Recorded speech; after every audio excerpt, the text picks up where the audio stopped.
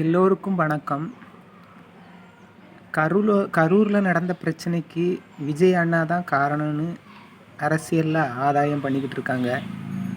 ஆனால் முழுக்க இது அரசியல் ஆதாயம். இது அரசியலில் வெற்றிக்கான பாதையை முறியடிக்கிறக்காண்டி நடத்தும் நாடகம். மக்கள் போலியான ஆட்சிகளை நம்பாதங்க.